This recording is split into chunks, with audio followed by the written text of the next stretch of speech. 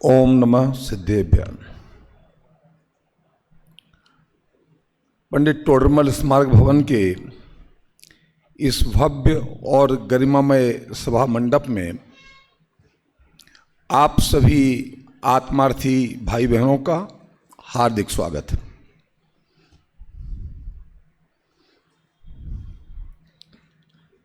यूं तो यह वह भूमि है जहां हर दिन मेले लगते हैं, भव्य कार्यक्रम हुआ करते हैं, पर ये आज का कार्यक्रम एक अति विशिष्ट कार्यक्रम है। आज हम आत्मार्थी समाज को ऐसे अनमोल 21 रत्न समर्पित करने जा रहे हैं जो स्वयं तो आत्मगौरव से दैदीप्यमान होंगे ही, पर न जाने अपने इस जीवन काल में कितने भव्य जीवों को आत्म कल्याण में निमित्त बनेंगे। आज ये जो मंच आपके समक्ष सुसज्जित है, ये मंच भी कोई साधारण मंच नहीं। आज हमारे बीच में जो अतिथिगण हैं, दरअसल उन्हें अतिथि कहना सही नहीं होगा, वे हमारे घर के ही लोग हैं, पर अति विशिष्ट लोग। मैं एक बार चाहूंगा आप सभी लोग अपने स्थान पर खड़े होकर जोरदार करतल ध्वनि द्वारा हमारे अतिथियों का स्वागत करें।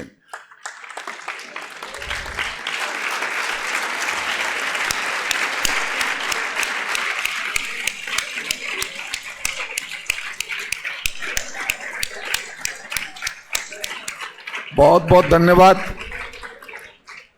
मैं कभी कभी रिस्क ले लेता हूं ऐसे आदेश देने की, ऐसा अनुरोध करने का जिसमें ये संभावना हमेशा बनी रहती है कि बात मानी जाएगी या नहीं मानी जाएगी।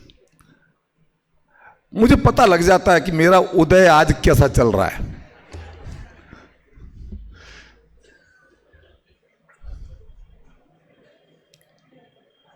प्रसंग तो है दीक्षांत समारोह का, और मेरी आदत है कि मैं प्रसंगानुरूप बोलता हूं और विषय पर बोलता हूं,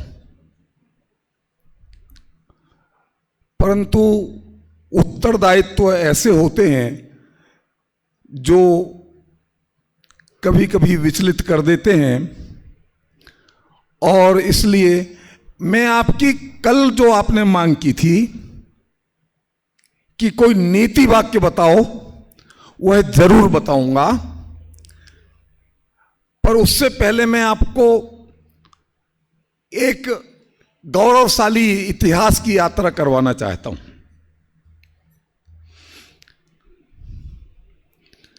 यह पंडित तोडरमल दिगंबर जैन सिद्धांत महाविद्यालय, जिसकी स्थापना अब से लगभग 49 वर्ष पूर्व 24 जुलाई 1977 को हुई थी। इसी हॉल में राजस्थान के मुख्यमंत्री श्री भैरव सिंह जी शेखावत के कर कमलों के द्वारा, ये हीराचंद जी बैठे हैं अपने बीच में, इनके पास आपको सारा इतिहास मिल जाएगा। हमारे पास नहीं है, हम इतिहास संजोने में भरोसा नहीं रखते, इतिहास बनाने में भरोसा रखते हैं।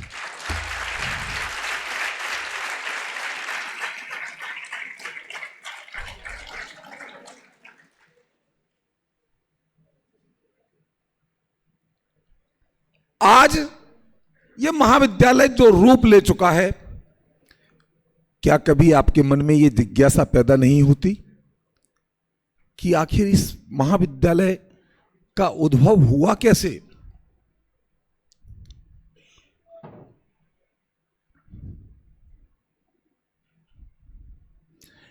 जयपुर नगर में एक नामचीन, जयपुर जौहरियों की नगरी है, और जयपुर नगर में एक नामचीन जौहरी थे, सेठ श्री पूर्णचंद जी गोदी का। ये आवाज कम क्यों कर दी? सेठ श्री पूर्णचंद जी गोदी का। उन्होंने एक सपना देखा कि मुझे जैन दर्शन का एक विश्वविद्यालय बनाना है। मैं आज भी नहीं जानता हूं कि क्या वे जानते थे कि विश्वविद्यालय का मतलब क्या होता है।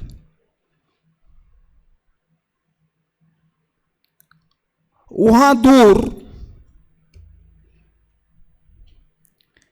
एक युवक, जिसने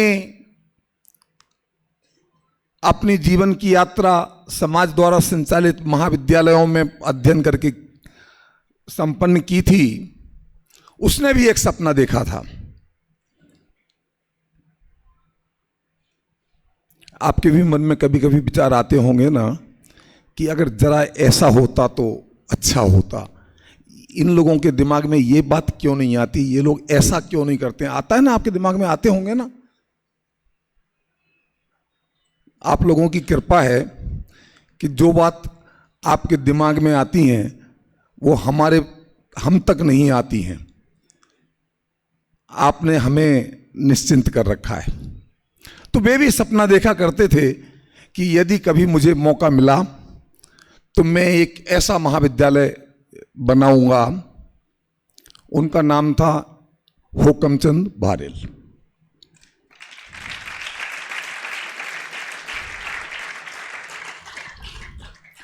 जब मैं कहता हूं युवक और हुकमचंद भारेल, समझ में नहीं आता, क्योंकि हमने तो वो सफेद टोपी वाले, सफेद बालों वाले हुकमचंद भारेल को ही देखा जाना पहचाना है, पर वे भी तो कभी युवक थे।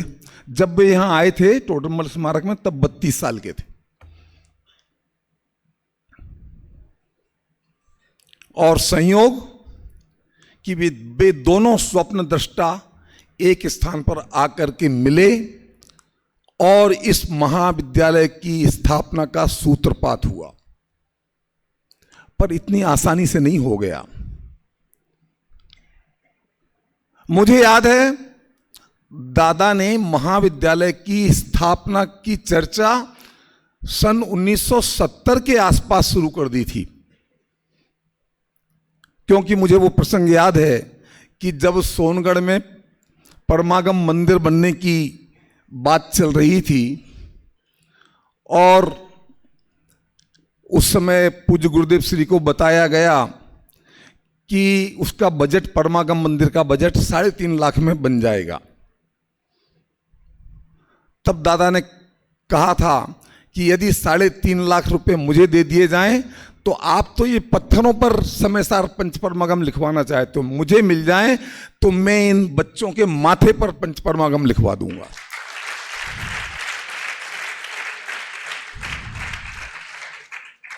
स्वप्न तो बहुत अच्छा था, बात तो बहुत अच्छी थी, पर हर अच्छा काम आसानी से हो जाए ये जरूरी नहीं है। पूरे 10 साल लगे महाविद्यालय की स्थापना होने में। सन 1977 में वो प्रसंग भी ऐसा है, बंबई में कांति भाई मोटानी के घर पर सब लोग इकट्ठे हुए थे और दादा ने, सब विद्वान थे, लालचंद भाई थे, बाबू भाई थे, बहुत लोग थे, और दादा ने कोई व्याख्या की भाषा संबंधी, मैं अपना यह पेन आपको अभी नहीं दूंगा, उसमें एक एक अक्षर के बाद कॉमा शिफ्ट करते जाइए और उसका अर्थ बदलता जाएगा। जब लालचंद भाई ने यह सुना तो वे एकदम चमत्कृत हो गए। उन्होंने बोला, ओ हो।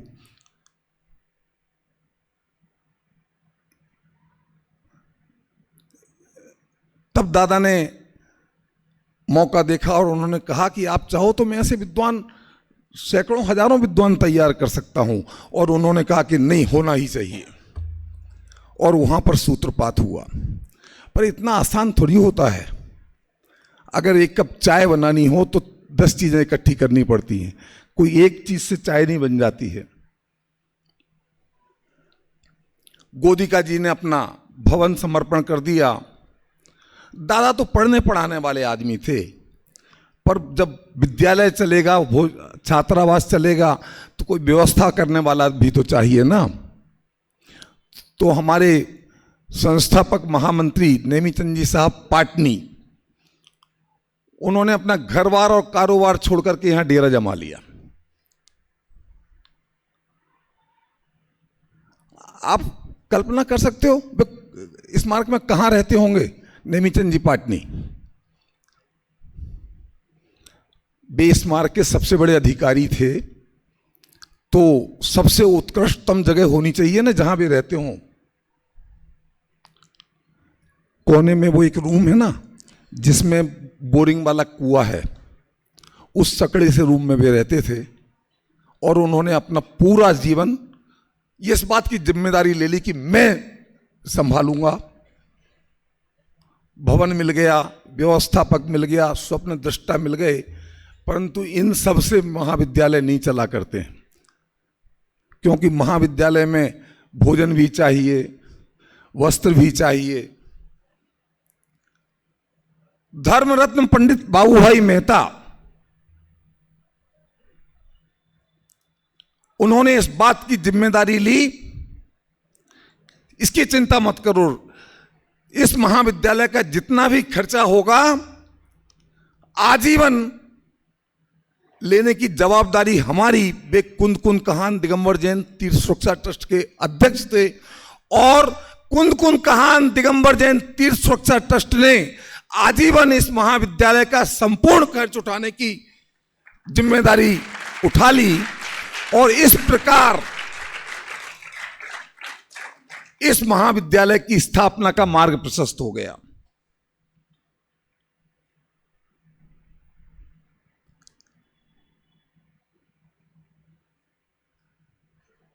वह दिन था और आज का दिन कुंद कुंद कहान दिगंबर जैन तीर्थ सुरक्षा ट्रस्ट अपने उस वचन को निभा रहा है। इतना जो विशाल उत्तरदायित्व तो उन्होंने अपने कंधे पर लिया था, उसे बखूबी खुशी खुशी निर्वाह कर रहा है।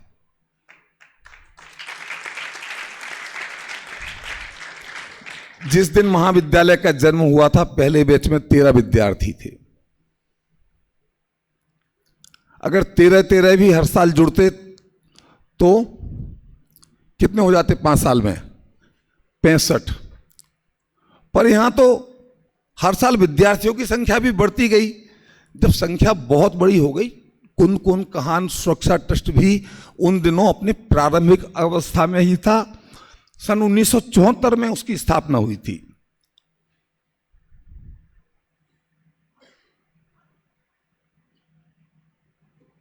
तो समाज के अनेक श्रेष्ठीगण जिन्होंने इस महाविद्यालय की चमक देख ली थी, आगे आए और उन्होंने इस भार को अपने कंधों पर ले लिया। उनमें सर्वप्रथम थे एक और दूसरे, पूरणचंद नहीं, पूनमचंद। पूनमचंद जी लोहाड़िया, हमारे पड़ोस के अजमेर के थे। उनके मन में भी धर्म की इतनी उत्कृष्ट भावनाएं हिलोरें लिया करती थी। मुझे याद है, जब भी बैठते थे, क्या करना चाहिए, कैसे करना चाहिए, क्या कर लूं मैं, क्या कर सकता हूं, इसी तरह की बातें किया करते थे। उन्होंने भी कुछ विद्यार्थियों को का आजीवन उनका खर्च वहन करने की जिम्मेदारी अपने सर पर ले ली, और वे आज तक बातें 50-50 वर्ष तक लोगों की बातें चलें, साधारण बात होती हैं। उन पूनमचंद जी साहब लोहाड़िया के दोनों सुपुत्र श्रीमान नरेश जी लोहाड़िया और श्रीमान विनय जी लोहाड़िया आज हमारे बीच में यहां उपस्थित हैं। आप दोनों भी कुंद कुंद कहान दिगंबर जैन तीर्थ सुरक्षा ट्रस्ट के ट्रस्टी हैं।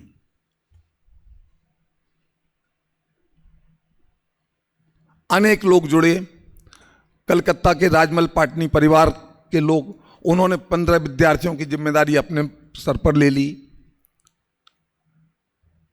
सौभाग्यमल जी पाटनी, आपने पाटनी कंप्यूटर्स नाम सुना होगा, वह कंपनी के संस्थापक थे, नेमीचंद जी पाटनी के भाई थे।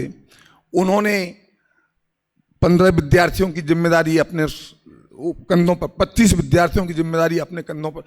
मेरे फिगर्स पर मत जाना, मेरे फिगर थोड़े इधर उधर होते हैं क्योंकि मैं याद करना ही नहीं चाहता, थोड़ा सा जगह खाली रखना चाहता हूं। 25 विद्यार्थियों की जिम्मेदारी उन्होंने ले ली। हमारे जयपुर के राहुल जी गंगवाल, महेंद्र कुमार जी साहब गंगवाल, 15 विद्यार्थियों की जिम्मेदारी उन्होंने ले ली। देवलाली ट्रस्ट ने कुछ विद्यार्थियों की जिम्मेदारी ले ली, और उसके अलावा एक एक विद्यार्थियों की जिम्मेदारी तो ना जाने कितने लोगों ने ली। हालांकि ये बात अलग है, हमारे आज की डेट में एक एक विद्यार्थी का खर्च एक साल का 80,000 रुपया के लगभग आता है, परंतु हर छोटा से छोटा व्यक्ति उसमें योगदान दे सके, इसलिए हमने जो 25-30 वर्ष पहले ये योजना शुरू की थी कि एक वर्ष 30,000 रुपया जो देगा एक विद्यार्थी का, एक वर्ष का खर्चा मान लिया जाएगा, वही हमने आज तक भी चालू रखा है।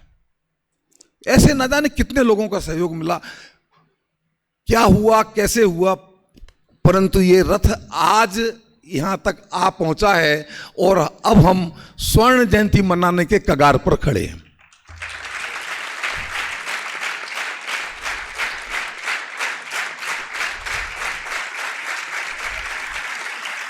समय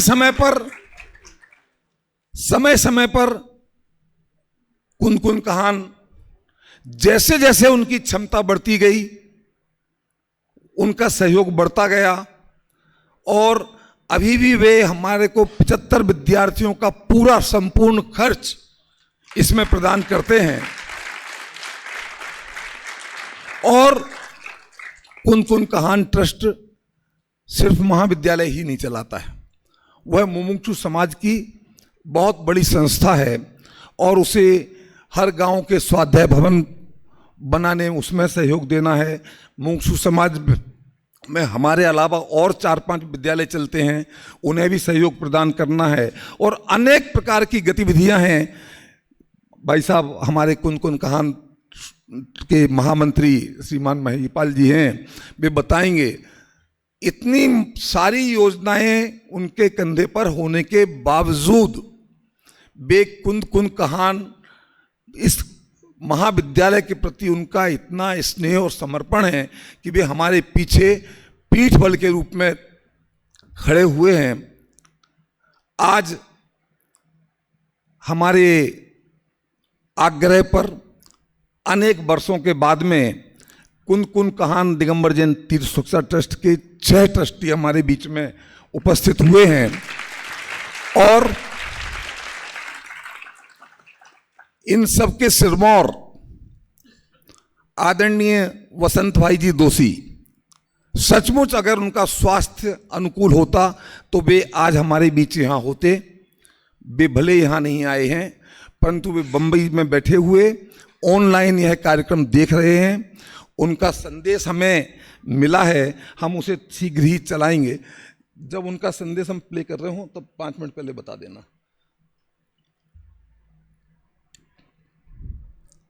इस प्रकार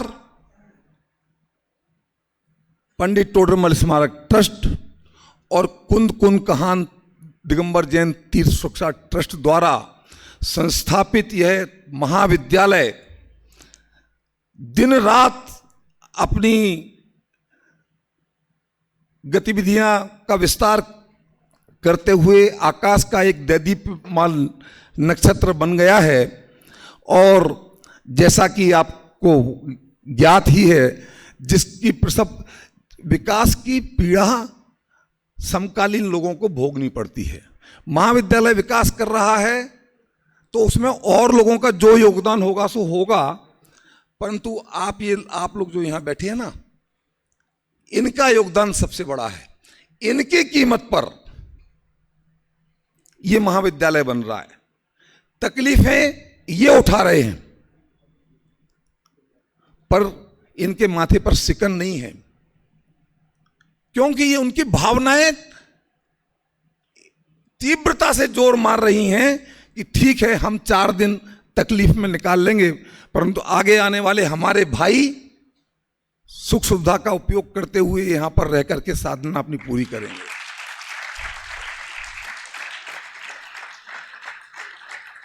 अगर इनका साथ हमें नहीं मिलता, अगर ये हथियार डाल देते, अगर ये हिम्मत हार जाते, तो सचमुच हम ये नहीं कर पाते।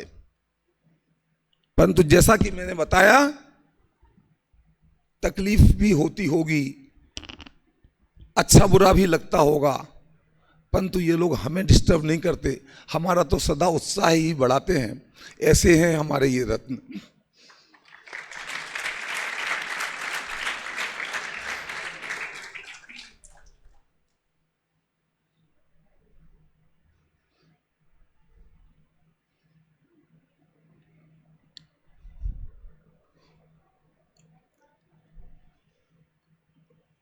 हमारे कुन जब से महाविद्यालय की स्थापना हुई, इस टोडरमल स्मारक ट्रस्ट को यह सौभाग्य मिला, गोदिका जी ने टोडरमल स्मारक ट्रस्ट की स्थापना की और खुला हाथ दे दिया दादा को। आपको जो दिखे, जो समझ में आए, जो करना हो सो करो। उन्होंने कभी भी उनकी गतिविधियों में और कार्यक्रमों में हस्तक्षेप नहीं किया। कुन कहान सुरक्षा ट्रस्ट पीठ बल की तरह से हमारे तरफ पीछे खड़ा हो गया, परंतु उन्होंने हमारे कार्यक्रमों में कभी हस्तक्षेप नहीं किया। जो करना है करो, बस हमें तो रिजल्ट निकाल करके दिखाओ। उनकी इस उदारता के लिए हम सचमुच उनके प्रति कृतज्ञ हैं और हम उनसे विनती करते हैं कि अभी बहुत बड़ा गैप हो गया, पर आप प्लीज बारंबार यहां पधार कर अपने बच्चों को संभाल लिया करें। आपको मेरा आमंत्रण अच्छा नहीं लगा?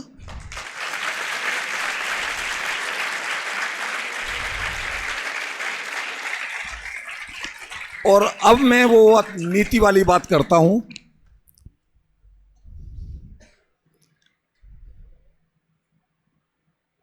जीवन में अनेक ऐसे अवसर आएंगे जब आपको उन कामों के लिए श्रेय नहीं दिया जाएगा जो आपने किया है,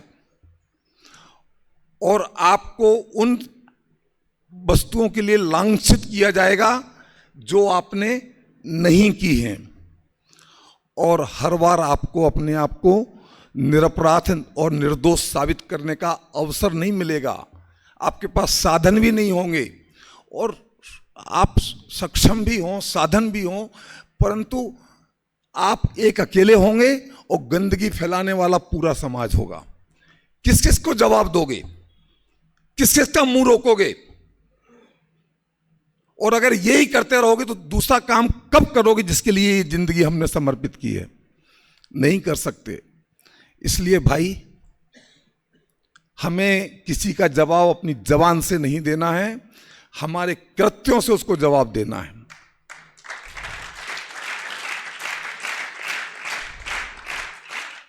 और कृत्य भी आप कितना कर पाओगे, सीमित कर सकते हो जीवन में, पर अपना इतना दृढ़ चरित्र बनाओ, इतनी स्वच्छ छवि बनाओ अपने आचरण और व्यवहार से कि कोई आपके ऊपर कितनी भी कालिख पोतने की कोशिश करे, आपका चरित्र और आपकी इमेज उसको जवाब दे दे, आपको अपने मुंह से अपनी जवाब देने की जरूरत ना पड़े, तभी सुरक्षित रह सकते हो। इसलिए अपने चरित्र को, अपनी छवि को बनाने पर सबसे पहले ध्यान देना और उसमें कोई कमी मत रहने देना, यही एक नीति में आपको इस अवसर पर समर्पित करना चाहता हूं। जय जिनेन्द्र।